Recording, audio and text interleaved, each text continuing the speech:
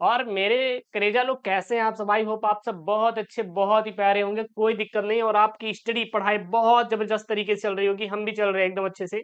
यार थोड़ा-सा दिमाग तो सुबह ही सुबह डिस्टर्ब हो गया था, मेरा माइक यार थोड़ा-सा गड़बड़ा गया था ये वाला, तो इसके लिए फिर भाई साहब बजट की व्यवस्था करनी पड़ी। उसके बाद मैंने लगभग कि वही 5-6 हज़ार का आता है आई थिंक, उसको मैं पैरेलल वे पे खरीदा एक नया। आप लोगों की क्लास रुकने ना पाए, देन वो ऑर्डर कर दिया, जैसे ही वो आ जाएगा फिर ये माइक भाई साहब चला जाएगा। अब हम उसकी आवाज़ देखेंगे कि कैसे होती है, क्योंकि देखिए यार मेन होती है आवाज़। वीडियो क्वालिटी के साथ-साथ आवाज़ की मैनेजमेंट करना बहुत बड़ी ज़रूरी होती है, ठीक है ना? ये चीज़ें। कोई दिक्कत नहीं, क्लासेस चलती रहेंगी लेकिन परेशान मत होइएगा, जो भी हो पाएगा मैं सब कुछ करूँगा।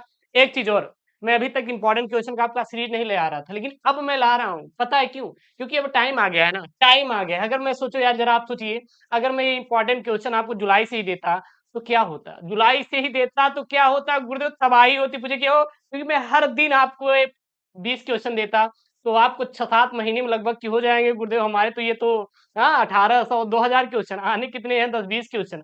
देन अब मैं आपको जो दे रहा हूँ भाई क्रक्स है, क्रक्स मटेरियल है। अब पूरे पीवाईक्यू के क्वेश्चन मैं लाऊँगा, पूरे पीवाईक्यू के सॉल्यूशन मैं करवाऊँगा, क्वेश्चन को उठाऊँगा और आपको दूँगा, ठीक है ना? तो देन टेंशन नहीं लेना है। ये रहा आपके सामने पूरा क्वेश्चन, मैं सॉल्व भी करूंगा, आपको बताऊंगा कैसे क्या आने वाला है। पूरा मैं लिख के लेके आऊँ बकायदे हर एक क्वेश्चन को, वो मैं क्वेश्चन यहाँ पे सिलेक्ट किया हूँ जो कि पेपर में आएंगे। अब पिछले साल आपके पेपर में आया हुआ है, एक आध दो अगर क्वेश्चन आउट ऑफ सिलेबस दिखाई दे तो कमेंट बॉक्स में मेंशन कर दीजिएगा, ठीक है ना, कि ये चीज हो सकता है। बट कोई ना, हम लोग ध्यान देंगे। और रही बात सर इसमें सर पढ़ाने क्या वाले हैं, सर पढ़ाने क्या वाले हैं, सबसे पहले सर 6 बहुविकल्पी 6 नंबर का मैं देने वाला हूँ। एक से लेके सभी चैप्टर, जितने भी चैप्टर वहां से मैंने यहाँ पे उठाए, ठीक है ना। उसके बाद मैं आपको यहाँ पे देने वाला सर अति लघु उत्तरीय प्रश्न, उसके बाद लघु उत्तरीय प्रश्न टाइप 1, लघु उत्तरीय प्रश्न टाइप सेकंड। तो ये मैं आपको प्रश्न को सीरीज देने वाला हूँ। लास्ट में गिन लेंगे सर कितने प्रश्न है, पहले हम लोग इसको पढ़ाई करते हैं। कोई दिक्कत?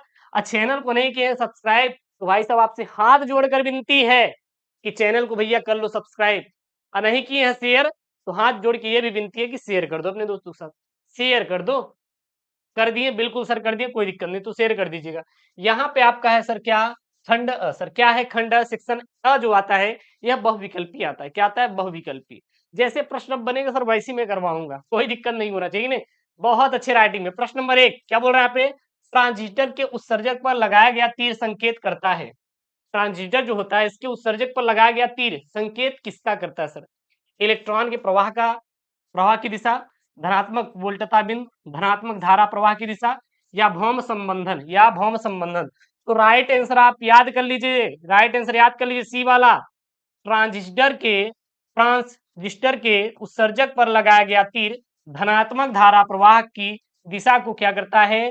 संकेत करता है। राइट ऑप्शन आपका सी वाला हो जाएगा। राइट ऑप्शन आपका क्या हो जाएगा? सी वाला हो जाएगा। नोट कर लीजिए सर, नोट कर लीजिए। नोट हो गया क्या? नोट हो गया क्या? बिल्कुल सर नोट हो गया। अगला मेरे साथ रटिएगा, मेरे साथ प्रश्नों को रटिएगा।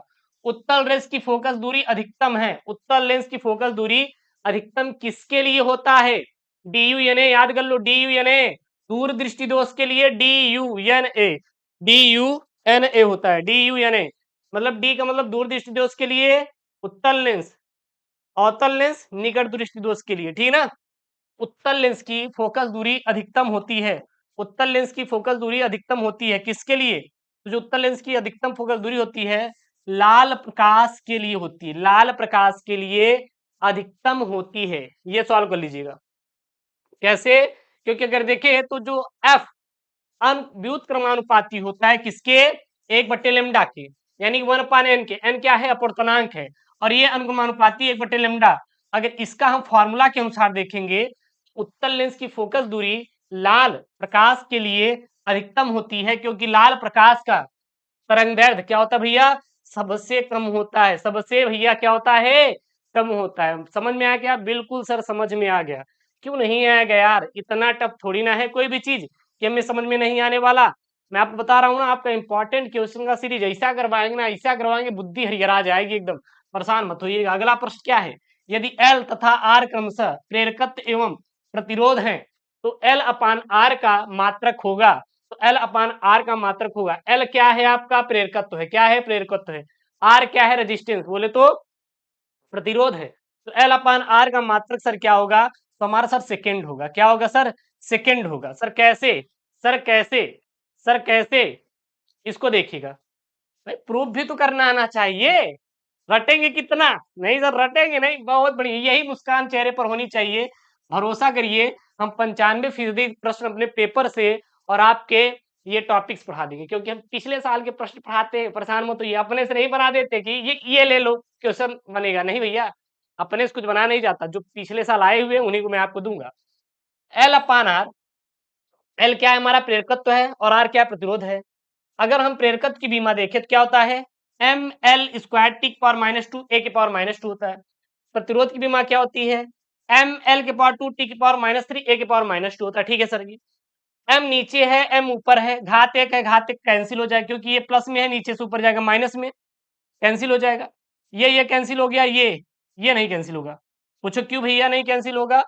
क्योंकि ये ऊपर टी के पावर -2 है, और ये नीचे से ऊपर जाएगा, टी के पावर कितना हो जाएगा? +3। आधार आधार समान है, घातें आपस में जुड़ जाएगी, +3 +2 में से प्लस -2 में से +3, तो टी की पावर कितना? 1, यानी कि टी आएगा। टी को क्या लिखते हैं हम लोग? टाइम, यानी कि बोले तो सेकेंड। और ए की पावर -2, ए की पावर -2 कैंसिल, तो यानी कि एल अपार आर का मात्रक क्या हो जाएगा? सेकेंड हो जाएगा। निकलेगा कैसे? सबसे पहले हमें एल की बीमा, आर की बीमा निकालना है, उसके बाद जो आएगा वही हमारा क्या हो जाएगा? मात्रक हो जाएगा। अगला है यहाँ पे घ वाला, क्या बोल रहा है सर? वह कौन सा चुंबकीय पदार्थ है जो वह चुंबकीय क्षेत्र का विरोध करता है? वह कौन सा चुंबकीय पदार्थ है जो वह चुंबकीय क्षेत्र का क्या करता है सर? विरोध करता है। क्या करता है? विरोध करता है। पहला है प्रतिचुंबकीय पदार्थ, अनुचुंबकीय पदार्थ, लौह चुंबकीय पदार्थ, या सभी पदार्थ, या सभी पदार्थ। तो यहाँ पे डी ऑफ ए वाला हो जाएगा। क्या हो जाएगा आपका राइट आंसर सर? प्रतिचुंबकीय पदार्थ वह चुंबकीय क्षेत्र का क्या करता है सर? विरोध करता है। प्रतिचुंबकीय पदार्थ वह चुंबकीय क्षेत्र का क्या करता है सर? विरोध करता है। करेक्ट ऑप्शन आपका यहाँ पे ए वाला हो जाएगा। छाप लीजिए, हर एक प्रश्न आपके पेपर में सर छपने वाला है, जितने भी हैं सर जी आपके पेपर में हर एक प्रश्न छपेगा। बशर्ते यही है कि आपको सर मेहनत करना है। जितना आज सर मेहनत करेंगे सर जी, सफलता आपकी कदम चूमेगी। एक बात याद रखना, आज वही सर खुश है जो सफल है। ओके ताप पर शुद्ध अर्धचालक होता है। ओके ताप पर शुद्ध अर्धचालक क्या होता है? चालक होता है, प्रतिरोध होता है, शक्ति स्रोत हो, या फिर विद्युत रोधी। तो ओके ताप पर जो शुद्ध अर्धचालक होता है यह विद्युत रोधी होता है। सर कैसे? तो ओके ताप पर शुद्ध अर्धचालक की भांति व्यवहार करता है, अतः यह एक क्या होता है? विद्युत रोधी होता है। क्या होता है सर? यह एक विद्युत रोधी होता है। इसको नोट कर लीजिएगा, इंपॉर्टेंट सर पेपर में छपेगा तो छाप दीजिएगा, ठीक है ना। फिर उसके बाद यहाँ पे अगला वाला है कि निम्नलिखित में से कौन सा विद्युत क्षेत्र का मात्रक नहीं है? अब इसका आंसर सर आपसे मैं पूछ रहा हूँ, क्योंकि मैं कल परसों की क्लास जो पेपर मैं लाया था उसमें मैं बताया था कि विद्युत क्षेत्र का सर मात्रक क्या होता है। मात्रक क्या होता है? अगर आप इसका मात्रक बता दिए तो क्या नहीं होता है वो तो आ ही जाएगा। तो इसका कमेंट बॉक्स में आप छापेंगे, हमें कुछ भी नहीं सुनना। ठीक है, चलिए अब यहाँ पे खंड ब। सर जो खंड ब होता है यह करिया एक एक नंबर वाले होते हैं, एकदम चपुआ वाले प्रश्न एकदम छापे हैं, पता है भाई। बैठ के एक क्वेश्चन लिखवाया हूं मैं, बैठ के एक क्वेश्चन मैं लिखवाया हूं, और खुद से भी इसमें एक्सपेरिमेंट किया गया है। जैसे क्वेश्चन पेपर में आएंगे वैसे ही हमें आंसर देना है, कोई दिक्कत नहीं। बाकायदे एकदम जबरदस्त तरीके सर, एकदम कहते हैं चपुआ वाला ट्रिक सर लगा के आएंगे, कोई दिक्कत बिल्कुल भी नहीं होनी चाहिए। चलिए सर, एक एक नंबर का आएगा सर, एक एक अंकों वाला प्रश्न है सर जी, जबरदस्त तरीके से इसको हम देख लेंगे फटाफट, कोई दिक्कत नहीं होनी चाहिए। एक बार वीडियो को लाइक कर दो यार, मुझे पता अभी तक लाइक नहीं किए यार, कर दो भैया, कर दो। किसका वेट कर रहे हैं? कुछ बच्चे कमेंट किए थे सर पीडीएफ नहीं दिए टेलीग्राम पे। भाई मिल जाएगा, मिल जाएगा, आज मैं अपडेट कर दूंगा, क्योंकि इतना काम रहता है खुद से सारी चीजें करना बहुत ही थोड़ा सा डिफिकल्ट हो जाता है, ठीक है ना। मैनेज करना, ये करना, फलाना ढिमका देश का काम रहता है, तो देन सब कुछ करना एक बहुत बड़ा टास्क हो जाता है। बट मैं सेंड करवा दूंगा, परेशान मत होइएगा सर से बोल के, ठीक है ना। चलिए सर, प्रश्नोत्तर संख्या दूसरे का क। अब पहला सर देखिएगा, पहला प्रश्न इसमें है क वाला, प्रकाश विद्युत प्रभाव में देहली आवृत्ति से क्या तात्पर्य है? यानी कि प्रकाश विद्युत प्रभाव में देहली आवृत्ति से आप क्या समझते हैं? प्रकाश विद्युत प्रभाव में देहली आवृत्ति से आप क्या समझते हैं बोले तो क्या तात्पर्य है? चलिए सर, उत्तर में क्या लिखेंगे? प्रकाश की वह न्यूनतम आवृत्ति V नॉट जिस पर पदार्थ द्वारा प्रकाश इलेक्ट्रॉन उत्सर्जित होते हैं, उस न्यूनतम आवृत्ति को देहली आवृत्ति कहते हैं। उस आवृत्ति को क्या कहते हैं सर? देहली आवृत्ति कहते हैं। ध्यान दीजिएगा, क्या लिखेंगे? प्रश्न क्या है, प्रकाश वैद्युत प्रभाव में देहली आवृत्ति से क्या तात्पर्य है, क्या तात्पर्य है? तो उत्तर लिखेंगे, प्रकाश की वह न्यूनतम ऊर्जा वी नॉट जिस पर पदार्थ द्वारा प्रकाश इलेक्ट्रॉन उत्सर्जित होते हैं, उस न्यूनतम आवृत्ति को देहली आवृत्ति कहते हैं। क्या कहते हैं सर? देहली आवृत्ति कहते हैं। क्या कहते हैं? देहली आवृत्ति कहते हैं। नोट कर लीजिएगा। क्या है सर? नोट कर लीजिएगा, बहुत इंपॉर्टेंट है, बहुत इंपॉर्टेंट है। अगला यहाँ पे प्रश्न संख्या दूसरे का ख, यानी कि ख वाला देखिए प्रश्न क्या है, जैसे पेपर में आएगा, अब मैं वो भी डिजाइन करके पढ़ाऊंगा, तभी तो मजा आएगा ना यार। पेपर आपको देना है, हमें क्या देना है? आखिरकार हमसे आप क्यों पढ़ेंगे? आप जरा सोचिए ना, क्यों पढ़ेंगे? पढ़ा तो पूरी दुनिया रही है, एक एक से टीचर तोप आके चला रहे हैं यूट्यूब पर, बस यही आएगा तोप चला देंगे, एकदम आग लगा देंगे। लेकिन आप सर हमसे क्यों पढ़ेंगे पता है? क्योंकि आपको सर कुछ यूनिक देंगे ना, कुछ अलग देंगे, ऐसा देंगे सर। आप भरोसा नहीं है सर, मेरे ऊपर भरोसा नहीं है, आप उठाओ यार, लगा ही लेते हैं, आप जो लगा ही लेते हैं। दुई सही पैसे का शर्त, 200 पैसे का शर्त, जो जीता भैया हमसे पैसा ले जाओ। अगर ये आपके पेपर में ना आया हो तो, आपके पेपर में ना आया हो तो 2019 से लेकर 2024 तक आप पेपर खोज लो, आप क्वेश्चन बैंक में खोज लो, ये क्वेश्चन आया है कि दूरदर्शी की वेतन सीमा किन किन बातों पर निर्भर करती है। अगर ना आया हो पेपर में तो हमसे 200 रुपए ले जाओ, जितने बच्चे हैं, चैलेंज, खुला चैलेंज, जितने बच्चे हैं सभी को हम दे देंगे, सभी को हम दे देंगे। अगर इस पर प्रश्न ना आया हो तो मैं आपको दिखा देता हूं, मेरे पास कई सारे क्वेश्चन बैंक है, मेरे पास कई सारे क्वेश्चन बैंक है।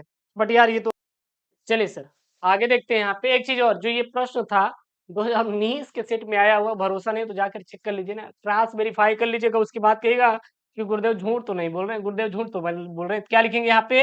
अतः दूरदर्शी की वेधन सीमा अभिदृश्यक लेंस के व्यास डी तथा उपयुक्त प्रकाश के तरंग दैर्ध्य लेमडा पर क्या करता है सर? निर्भर करता है। लेमडा पर सर क्या करता है? निर्भर करता है। कोई दिक्कत? कोई दिक्कत नहीं। अगला यहाँ पे आपका है प्रश्न नंबर दूसरा का ग। सर बोल क्या रहा है, ध्यान दीजिएगा। किसी परिपथ में धारा तथा वोल्टता का मान निम्नांकित है। धारा का मान कितना दिया है उन्होंने? I बराबर 3.5 sine 628 t plus pi by 6 ampere, तथा वोल्ट का मान कितना दिया है? वोल्टता का मान 28 sine 628 t minus pi by 6 volt. अच्छा एक चीज बता दीजिए, यही से निकाल लीजिए। अगर मैं पूछूं सर फाई वन का मान, फाई वन का मान, क्या किसका पूछूं सर? फाई वन का, और फाई टू का मान, तो कैसे निकालेंगे? तो एक आपका इक्वेशन होता है, जब उससे तुलना करेंगे तो ये वाला जो होता है, ये फाई वन है, ये क्या है सर? ये फाई टू है। ये क्या है? फाई वन, और ये क्या है? फाई टू, क्योंकि दो अलग अलग दिए हैं, इसको फाई ही होता है, लेकिन यहाँ पे दो हैं, तो फाई वन और इसको क्या मान लेंगे? Phi two. तो सर यहाँ पे अगर हम लोग फाई वन निकालेंगे तो इसके सामने प्लस है, तो कितना हो जाएगा? पाई बाई 6, और इसके सामने माइनस है, तो फाई टू का मान माइनस पाई बाई 6 हो जाएगा। हो गया, इतना याद रखिएगा। अब निकालना क्या है? पेपर में क्या बोला है? निकालने के लिए सर दिया है वो, ज्ञात कीजिए धारा तथा वोल्टता के बीच कलांतर, धारा तथा वोल्टता के बीच कलांतर। अब आप एक फार्मूला जानते हैं, सर फार्मूला क्या है? आप ही बताइए, याद कर लीजिए, ये पेपर में आया हुआ है 2019 में प्रश्न, ये प्रश्न बना हुआ है, ध्यान दीजिए 2019 में प्रश्न बना हुआ है, जाके देख लीजिए, नहीं भरोसा है तो। ठीक है, धारा तथा वोल्टता के बीच कलांतर निकालने का फार्मूला होता है phi one minus phi two, phi one minus phi two. तो फाई वन का मान पाई बाई 6, फिर माइनस इसका ले लेंगे, फाई टू का मान कितना होता है? माइनस पाई बाई 6, ठीक है ना? रख देंगे, सॉल्व करेंगे, एलसीएम लेंगे तो पाई बाई 3 आ जाएगा। That's the answer. क्या हो जाएगा सर? यही इसका क्या हो जाएगा सर? आंसर हो जाएगा। अगला यहाँ पे प्रश्नोत्तर संख्या दूसरे का घ, दूसरे का घ क्या बोल रहा है? ध्यान देना। प्रश्न, लुईस डी डिब्रोगली के तरंगदैर्ध्य की अवधारणा की व्याख्या कीजिए। क्या है? लुईस डी डिब्रोगली के तरंगदैर्ध्य की अवधारणा क्या करिए सर? व्याख्या कीजिए। क्या करिए सर? इसकी व्याख्या करना है। तो लुईस डी डिब्रोगली के तरंगदैर्ध्य की अवधारणा क्या निकालना है सर? व्याख्या करना है। चलिए जानते हैं सर जी क्या होता क्या है। तो प्रत्येक गतिमान द्रव्य कण के साथ एक तरंग संबद्ध होता है, जिसे डी ब्रॉगली तरंगदैर्ध्य कहते हैं। इसकी तरंग दैर्ध्य को डी ब्रॉगली तरंग दैर्ध्य कहा जाता है, और इसकी जो तरंग दैर्ध्य होती है उसे कहते हैं हम लोग कहते हैं डी ब्रॉगली तरंग दैर्ध्य के नाम से सर जानते हैं। ठीक है, संबद्ध डी ब्रॉगली तरंग दैर्ध्य का फार्मूला क्या होता है? लेमडा बराबर एच अपान पी होता है। लेमडा बराबर क्या होता है सर? एच अपान पी होता है। अच्छा लेमडा क्या है सर? तरंग दैर्ध्य है। एच क्या प्रांगनितांक, पी क्या है? संवेग है। क्या है? पी संवेग है। अगला है यहाँ पे दूसरे का क्या सर? अंगा वाला, दूसरे का अंगा वाला क्या है सर? यहाँ पे अनओमी प्रतिरोध को परिभाषित कीजिए और एक उदाहरण लिखिए। मैं फिर से बोल रहा हूँ, चैनल को नहीं किया सब्सक्राइब तो प्लीज यार आई हम्बल रिक्वेस्ट यू, चैनल को करो सब्सक्राइब, ज्यादा से ज्यादा बच्चों के पास शेयर करिए, क्योंकि ये प्रश्न 2019 के बने हुए सारे के सारे मैं प्रश्नों को कलेक्ट किया हूं और उसके बाद मैं आपको प्रोवाइड कर रहा हूं। आया हुआ प्रश्न है, मैं कोशिश करूंगा पिछले 4 सालों का आने वाला प्रश्न करवा दूंगा, क्योंकि जो आ चुके हैं वो ज्यादातर चांसेस होते हैं आने के, तो दिन मैं वही करवाऊंगा जो आपके पिछले साल पेपर में आए हुए हैं। इससे क्या रहेगा, आपका ये भी तैयार हो जाएगा, इंपॉर्टेंट जो टॉपिक था 50 वो भी तैयार हो जाएगा, पेपर भी मैं आपका तैयार करवा दूंगा। एक तीर से सर 3-4 निशाने ठोकेंगे, कोई दिक्कत नहीं है। वे परिपथ जिनमें बहने वाली धारा आरोपित विभवांतर के समानुपाती नहीं होता अनओमी परिपथ कहलाते हैं।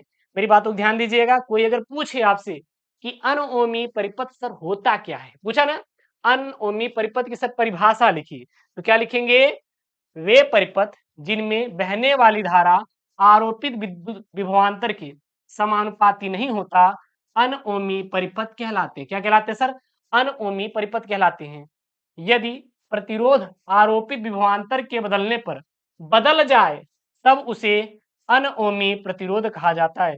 तब उसे क्या कहा जाता है, अनओमी प्रतिरोध कहा जाता है। ठीक है, उदाहरण के लिए टार्च का बल्ब, संधि डायोड, ट्रांजिस्टर तथा थर्मामीटर, सॉरी यहाँ पे थर्मिस्टर है, यहाँ पे क्या है, थर्मिस्टर इत्यादि जो है इसके क्या है, उदाहरण है। ठीक है, चलिए अगला देखते हैं भैया। अगला ये क्या है आपका, यहाँ पे थोड़ा सा मिस्टेक है, कोई दिक्कत नहीं, तीसरे का क है सर। क्या है तीसरे का क, मैंने 5 बहुविकल्पी और 5 आपके अति लघु उत्तरीय प्रश्न करवा दिए, मतलब टोटल 10 प्लस यहाँ पर 10 प्रश्न कलेक्ट हो चुके हैं। ठीक है ना, 10 टॉपिक आपके कंप्लीट है, ध्यान दीजिएगा। अगला प्रश्न क्या है, रेडान की अर्ध आयु 3.8 दिन है, यदि 25 मिलीग्राम रेडान 19 दिनों बाद कितनी रह जाएगी। ये प्रश्न 2019 के पेपर सेट में बना हुआ है, ध्यान देना।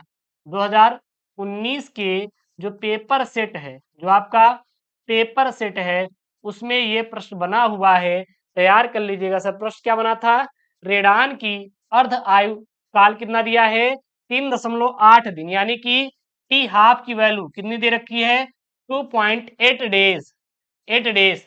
25 मिलीग्राम रेडान 29 दिनों बाद कितनी रह जाएगी, 29 दिनों बाद कितनी रह जाएगी, चलिए देख लेते हैं यहाँ पे, चलिए यहाँ पे देख लेते हैं। तो रेडान की अर्ध आयु काल टी हाफ का मान 3.8 दिन, रेडान की प्रारंभिक मात्रा N0 कितना दिया है, 25 मिलीग्राम उन्होंने दे रखा है। टी का मान निकाल, मतलब टी कितने दिन बाद बोला है, पूरा समय उन्होंने 19 दिन में रेडान की शेष मात्रा, तो इसके निकालने की शेष मात्रा फार्मूला होता है n बराबर n नॉट 1/2 के पावर क्या होता है n, 1/2 के पावर n। अगर हमें n निकालना है, क्या निकालना है सर, पहले n निकालना है। n के लिए सर फार्मूला होता है n बराबर क्या होता है, n not upon T half, T half an not कितना दिया है यहाँ पे, सॉरी टी बटे टी हाफ क्या होता है सर, ये वाला, ये एन निकालने के लिए फार्मूला होता है टी बटे टी हाफ। पूरी मात्रा सर 19 दिन बाद बोला है ना, 19 और टी हाफ कितना 3.8, मान निकालें कितना आ जाएगा, लगभग 5 आ जाएगा, इसका मान कितना आ जाएगा, 5 आ जाएगा। इसमें आएगा पॉइंट में 4 पॉइंट कुछ करके आएगा, बट हम 5 ही लेंगे, ठीक है ना। फिर आप सभी की वैल्यू इसी मिला के पुट कर दो। अब हमें n0 भी मिल गया है ऊपर और n भी मिल गया है, n0 दिया है ना वहां पे 25 मिलीग्राम, और n मैंने यहां से निकाल लिया 5, ऐसी फॉर्मूला में रख दो आके, रख दो आके, क्या कर दो यहाँ पे रख दीजिए। n बराबर क्या हो जाएगा, 25 गुणते 1.2 के पावर 5, तो इसको जब सॉल्व करेंगे तो आ जाएगा 25/32 मिलीग्राम, और इसको सॉल्व कर लेना, क्या कर लेना, सॉल्व कर लेना, यही क्या हो जाएगा आंसर, क्या हो जाएगा, यही आंसर हो जाएगा, बाकी आप सॉल्व कर लीजिएगा इसको। अच्छा सर कैसे आएगा वो भी मैं आपको बता दूं, जरा ध्यान दीजिए, बच्चे कंफ्यूज हैं। 25 गुणते 1 के घाते 5 करेंगे, कितना 5, 2 के घाते 5 करेंगे, 25 1 के घाते 5 कोई मतलब नहीं, 25 बटे 2 के घाते 5 यानी 2 गुणा 5 बार, तो 2 दूनी 4, ऐसे 2 दूनी 4 दूनी 8 दूनी 16 दूना 32, तो 25 बटे क्या हो जाएगा 32, ये इसका क्या हो जाएगा आंसर, बाकी आप निकाल लीजिएगा। अगला यहाँ पे आपका खंड स, सर खंड स में तीसरे का क क्या बोल रहा है वो देखिएगा प्रश्न, यहाँ पे तीसरे का क क्या बोल रहा है वो प्रश्न देखिएगा, यहाँ पे देख क्या हो रहा है यहाँ पे, वो एक्स्ट्रा प्रश्न ऐड कर लीजिएगा। उस विद्युत क्षेत्र की तीव्रता ज्ञात कीजिए जो 0.001 मिलीग्राम द्रव्यमान की एक तेल की बूंद पर तीन इलेक्ट्रॉनिक आवेश हैं को संतुलित कर सके। ध्यान देना, यहाँ पे क्या है, उस विद्युत क्षेत्र की तीव्रता ज्ञात कीजिए जो 0.001 मिलीग्राम द्रव्यमान की एक तेल बूंद पर 3 इलेक्ट्रॉनिक आवेश है, उसको क्या कर सकता है, संतुलित कर सकता है कि नहीं। चलिए हम संतुलित करते हैं। सबसे पहले साम्यावस्था पर देखेंगे तो फार्मूला होता है एफ जी बराबर एफ आई। एफ जी बराबर क्या होता है, एफ आई होता है। और एफ जी क्या है यहाँ पे, यानी कि हमारा फोर्स है, यानी कि क्या है, हमारा बल है जो कि ग्रेविटी के थ्रू है। तो यहाँ पे क्या हो जाएगा, एम एन हो गया एम जी हो जाएगा। और एफ आई क्या है, ये हमारा क्या है, ई है, यानी कि इलेक्ट्रॉनिक बल आवेश है। तो क्या हो जाएगा, ई जी हो जाएगा, क्या हो जाएगा, ई क्यू हो जाएगा, क्या हो जाएगा, ई क्यू हो जाएगा। अब यहीं पे मान रख दीजिए। अब यहीं पे क्या रखेंगे, मान रख देंगे, वहां पे एम का मान रख देंगे, यहाँ पे ई का मान निकालना है हमें, क्यू का मान होता है आपका, वो यहाँ पे मल्टीप्लाई कर दीजिएगा। 3 इलेक्ट्रॉनिक आवेश है और 3 इलेक्ट्रॉनिक पर कितने आवेश होते हैं वो यहाँ पे रख देंगे। तो 3 तो क्यू का हो जाएगा, 3 है, और 1 इलेक्ट्रॉन पे कितना आवेश होते हैं वो भी गुणा कर दीजिएगा। और यहाँ पे एम का मान रख देंगे। एम का मान यहाँ पे मिलीग्राम में है, इसको किस में रख देंगे, किलोग्राम में। जी का मान 10 होता है, ई का मान यहाँ से निकाल लीजिए। इसको जब सॉल्व करेंगे तो आ जाएगा आपका आंसर कितना, 2.08 गुणित 10 घात 9 न्यूटन प्रति कूलम। और इसका यही क्या हो जाएगा, एग्जैक्ट वाला आंसर हो जाएगा। क्या हो जाएगा सर, एग्जैक्ट वाला आंसर हो जाएगा। ठीक है ना। चलिए सर, अभी तक 12 प्रश्न हो चुके हैं, टोटल 12 प्रश्न हो चुके हैं। अगला है यहाँ पे बैंड वाला। क्या यहाँ पे ध्यान देना, क्या यहाँ पे बैंड वाला, ये बोल रहा है बैंड अंतराल ऊर्जा के आधार पर चालक, विद्युत रोधी और अर्धचालक में अंतर लिखिए। अब एक फिगर बनाया, बाकी वो दिया है, चलिए देख लेते हैं। सबसे पहले चालक। चालक क्या है, आपको फिगर बनाना बहुत इंपॉर्टेंट है, दिन आपको फिगर जरूर से जरूर बनाना है। ऊर्जा बैंड धारणा के अनुसार चालक वे पदार्थ होते हैं जिनके संयोजी बैंड व चालन बैंड एक दूसरे पर अध्यारोपित होते हैं, अथवा संयोजी बैंड व चालन बैंड के बीच स्थित निषिद्ध ऊर्जा बैंड की चौड़ाई लगभग क्या होता है, नगण्य होती है। अतः संयोजी बैंड में उपलब्ध इलेक्ट्रॉन कमरे के ताप पर ही उष्मीय विक्षोभ के कारण चालन बैंड में स्वतः क्या होते हैं, उपलब्ध रहते हैं। और यहाँ पे क्या है आपका फिगर, ये जरूर से जरूर बना दीजिएगा, ठीक है ना। ये फिगर बना दीजिएगा, ये चालन बैंड, संयोजी बैंड और दोनों बीच क्या है, निषिद्ध ऊर्जा बैंड। अगला है आपका विद्युत रोधी अथवा अचालक। विद्युत रोधी अथवा अचालक, तो ऊर्जा बैंड धारणा के अनुसार अचालक वे पदार्थ होते हैं जिनके जिनके जिनके क्या क्या, संयोजी बैंड पूर्ण, चालन बैंड रिक्त और निषिद्ध ऊर्जा बैंड की चौड़ाई काफी अधिक होती, कितनी होती है, Eg is greater than 3 eV electron volt है। ठीक है, और ये आपका क्या रहा, फिगर रहा। बनाना है तो ये फिगर जरूर जरूर बना दीजिएगा। मान लीजिए फिगर नहीं आ रहा है तो आप केवल परिभाषा लिख दीजिएगा। अब सब फिगर बनाएंगे तो आपको एक्स्ट्रा मार्क्स मिलते हैं, तो आप फिगर जरूर से जरूर, इसीलिए मैंने यहाँ पे फिगर भी इंक्लूड करवा दिया है। अगला था अर्धचालक। क्या था सर जी, अर्धचालक। अर्धचालक क्या होते हैं, वे पदार्थ जिनकी चालकता अथवा प्रतिरोधकता चालक तथा अचालक पदार्थों के बीच की होती है, उसे क्या कहते हैं, अर्धचालक कहते हैं। क्या कहते हैं, अर्धचालक, यानी चालक और अचालक के बीच की उसे क्या कहते हैं, अर्धचालक कहते हैं। ऊर्जा बैंड धारणा के अनुसार कमरे के ताप पर अर्धचालक वे पदार्थ होते हैं। अगर ऊर्जा बैंड धारणा के अनुसार देखें तो इसके अनुसार अर्धचालक वे पदार्थ होते हैं जैसे जिनके चालन व संयोजी बैंड आंशिक रूप से भरे हुए हुए हों, तथा दूसरे में जिनके मध्य का निषिद्ध ऊर्जा बैंड बहुत संकीर्ण, लगभग 1 इलेक्ट्रॉन वोल्ट कोटि का होता है। उदाहरण के लिए सिलिकॉन व जर्मेनियम इसके क्या हो जाएंगे, उदाहरण हो जाएंगे। जो अगर हम लोग जर्मेनियम के लिए देखें तो जो अर्धचालक ऊर्जा बैंड होता है यह 0.75 इलेक्ट्रॉन वोल्ट, और सिलिकॉन के लिए लगभग कितना होता है, 1.12 इलेक्ट्रॉन वोल्ट कोटि का होता है। ये रहा फिगर, आप बना लीजिए। चालन बैंड, ये संयोजी बैंड जर्मेनियम है, इन दोनों के बीच क्या है, अंतर है। अगला यहाँ पे प्रश्न है तीसरे का ग। प्रश्न क्या बोल रहा है, ध्यान दीजिएगा, बहुत इंपॉर्टेंट प्रश्न है। मैं बोल रहा हूँ 2019 के पेपर सेट में ये प्रश्न बना हुआ है, बाकी और ईयर आया हुआ है, लेकिन 2019 एकदम फिक्स है। ये प्रश्न पिछले साल आया था, जो प्रश्न आया है हम वही देंगे, परेशान मत होइएगा, ठीक है ना। ऐसा प्रश्न नहीं देंगे जिसमें आपका टाइम बर्बाद होगा। रेडिएक्टिव पदार्थ की सक्रियता, क्या यहाँ पे पृष्ठ क्या देखिएगा, रेडिएक्टिव पदार्थ की सक्रियता से क्या तात्पर्य है और इसका मात्रक लिखिए। तो रेडिएक्टिव पदार्थ की सक्रियता से हम क्या समझते हैं और इसका सर मात्रक क्या होता है, जरा ध्यान दीजिएगा।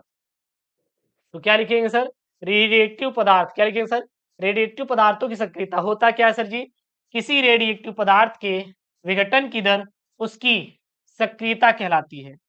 रेडिएक्टिव पदार्थ की सक्रियता किसे कहते हैं, किसी रेडिएक्टिव पदार्थ के विघटन की दर उसकी उसकी क्या कहलाती है, सक्रियता कहलाती है।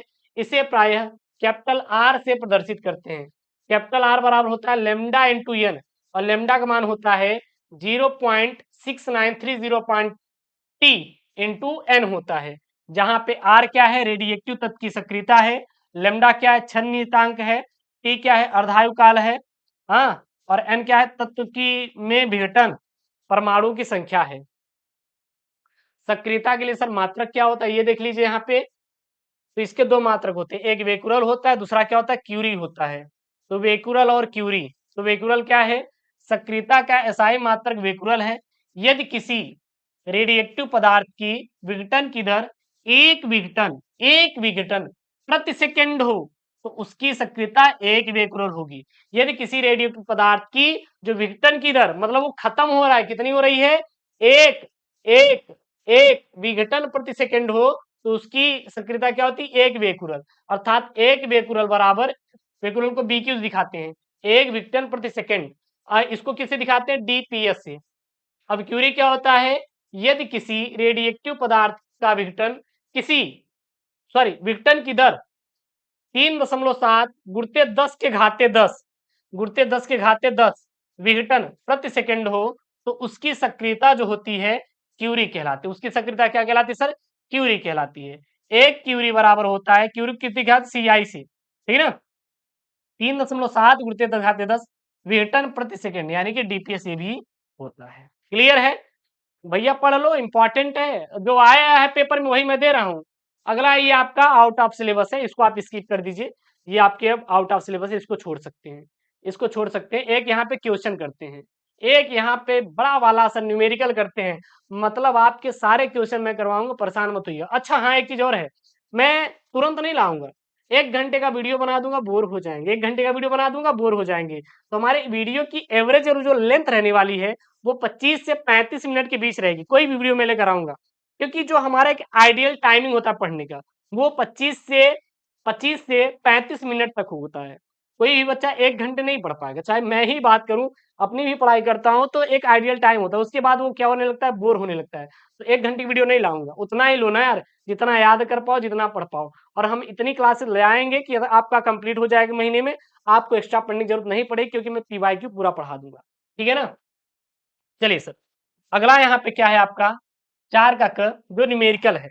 न्यूमेरिकल क्या है आपका, मैं सॉल्व करता जाऊंगा, लेता जाऊंगा आपका पूरा पूरा क्वेश्चन पिछले साल का, ठीक है ना। ऐसे जब कलेक्ट करके करवाएंगा तो मजा आएगा सर, मजा आएगा। क्या यहाँ पे प्रश्न, एक समांतर प्लेट संधारित्र की प्रत्येक प्लेट पर क्षेत्रफल 100 सेंटीमीटर स्क्वायर है तथा दोनों प्लेटों के बीच विद्युत क्षेत्र की तीव्रता 100 न्यूटन प्रति कूलम है, तो प्लेट पर कितना आवेश है और निर्वात की विद्युतशीलता अपसाइलन 0 8 पॉइंट कितना दिया है, 85 into 10 to the power minus 12 coulomb square प्रति न्यूटन इंटू मीटर स्क्वायर है। तो सबसे पहले सॉल्व करने का जबरदस्त तरीका यही है कि दिया है, सर दिया क्या है, संधारित्र प्लेट का क्षेत्रफल ए बराबर 100 सेंटीमीटर स्क्वायर, इसको मीटर स्क्वायर बदलेंगे कितना हो जाएगा, 100 गुणित 10⁻⁴ मीटर स्क्वायर, तथा प्लेटों के बीच विद्युत क्षेत्र की तीव्रता ई बराबर 100 न्यूटन प्रति कूलम हो जाएगा। फार्मूला आता है ई बराबर सिग्मा अपान अपसाइलम नॉट इंटू के बराबर क्यू अपान के इंटू अपसाइलम 0 इंटू ए सी, ठीक है, सिग्मा का मान रख सकते हैं आप अगर निकालना है तो। निर्वात या वायु के लिए जो परावैद्युतांक के की वैल्यू होती है 1 होती है, तो यहाँ पे के बराबर क्या हो जाएगा, 1 हो जाएगा। अब ई का मान रख दीजिए, ठीक है ना, क्यू हमें निकालना है, ऐसे ही जाने दीजिए। उसके बाद हमें यहाँ पे के का एक वैल्यू, अपसाइलम का मान रख दीजिए और ए का मान रख दीजिए। यहाँ पे ए का मान है, यहाँ पे ई का मान है, रख दीजिए सभी का मान, यहाँ पे रख दीजिए सभी का मान, ठीक है ना। अपसाइलम का मान आपको पता है कितना होता है, रख दीजिए इसमें। जब आप रख देंगे और सॉल्व करेंगे, जब आप सॉल्व करेंगे तो कितना आ जाएगा, आपका आ जाएगा पूरा टोटल Q बराबर 8.85 गुणित 10 के घाते -12 कूलाम। यही क्या हो जाएगा आपका आंसर हो जाएगा। यही क्या हो जाएगा इसका आंसर हो जाएगा। वैल्यू यहाँ पे पुट करके रख दीजिए, ठीक है ना। यहाँ पे मैंने रख दिया, सभी का मान मैंने पुट किया है, फिर यहाँ पे Q का वैल्यू निकल के आ गई। तो ये रहे आपके क्वेश्चन। मैंने कितने क्वेश्चन करवाया, सबसे पहले आपका मैंने 6 बहुविकल्प पी लिया था, उसके बाद 5 जो थे आपके अति लघुत्तरीय प्रश्न थे, यानी कि टोटल कितने हो गए 11 प्रश्न हो गए 11 नंबर के। फिर उसके बाद मैंने यहाँ पे 5 ठो 2-2 नंबर वाले प्रश्न कराए, यानी कि 10 नंबर इधर हो गया। तो टोटल कितना हो गया, टोटल कितना हो गया नोट करिए, 11 नंबर हो गया था उधर, फिर 2-2 नंबर मैंने करवाया, ठीक है ना, यानी कि 5 ठो करवाया, 5 दूनी 10 नंबर हो गया। उसके बाद मैंने आपके 3-3 नंबर वाले करवाए, कितने सर जी, 3-3 नंबर वाले मैंने करवाए आपके 4 प्रश्न, तो 3 चौक 12 नंबर हो गया। उसके बाद ये जो प्रश्न है ये 4 नंबर वाला है, ये 4 से 5 नंबर वाले हैं, तो कितना हो गया, जोड़ लीजिए 4 4 1 5 5 5 2 7 7 हो गया ना, 1 1 2 3, यानी 37 नंबर आपको इसी वीडियो में आपका हो गया है। और इसी प्रकार में पीवाईक्यू जितने भी सीरीज रहेंगे मैं सब करवा दूंगा, परेशान मत होइएगा, भरोसा करिए अपने शिवम पर। हम आपको अगर भरोसा कर रहे हैं तो तोड़ेंगे नहीं। ये 2019 के जितने भी सिलेक्टेड प्रश्न थे आए हुए पिछले साल के हम आपके करवा देंगे, 3-4 साल के, परेशान मत होइएगा, इतने में आपका काम हो जाएगा। यही आपके क्वेश्चन बैंक में दिया रहता है, नहीं भरोसा जाके 2019 का सेट निकालिए, यही सब आपको पूरा सोल्यूशन ही उसका है। ठीक है, ओके दोस्तों, थैंक यू, जय हिंद, टेक केयर, बाय बाय। और हाँ, चैनल को सब्सक्राइब करो, टेलीग्राम ज्वाइन करिए पीडीएफ के लिए।